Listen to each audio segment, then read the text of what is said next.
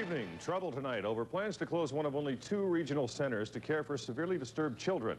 Parents vowed tonight to fight to make sure Thistletown does not shut down.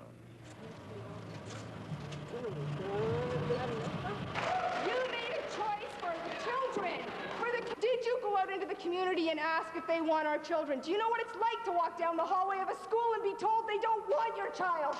So you fight for them to be somewhere, and they're safe away. We just don't trust the fact that they can rip apart these programs that work for our kids and reinvent programs that might work.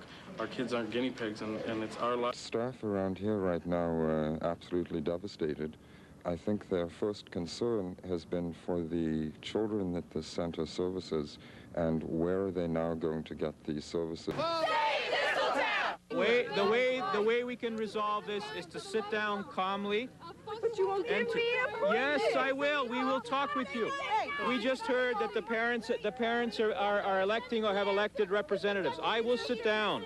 I will sit down with the representatives of the parents. I will sit down with the representatives of the workers, Sit down and we will. with my son and my daughter and explain to them why their Nothing is going to happen to your son and your daughter until we know that they're.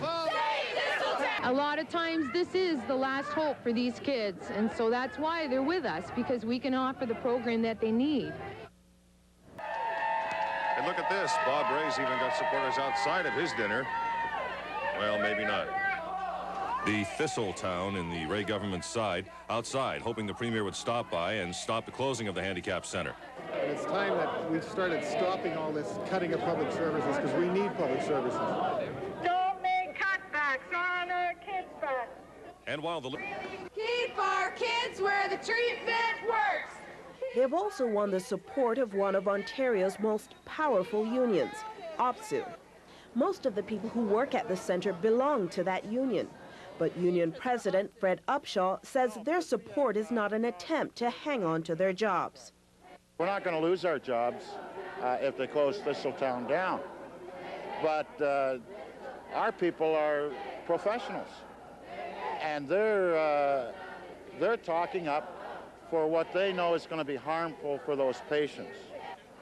It's been an emotional subject for all concerned, and tonight's meeting got off to a frightening start when one of the parents opposed to the closing of the Thistletown Centre collapsed. Richard Bradley was taken to Etobicoke General Hospital suffering from severe. And what's taking place here is the abandonment of behaviorally challenged individuals for some communal good. Plan. There are growing regions in York and Peel that need to be given good services, and we've got to look at a facility like Thistletown and see if we can't rearrange the way money is spent a little differently. Tonight, the group tried to convince the Premier that spending the money differently. No, I think he's convinced me that I should still go home and have a good cry because I'm going to lose my son. Children, all I want is my son to have a chance in life, and Thistletown is the only place to this point who has given my son that chance. And to take Thistletown away means you're going to take my kid.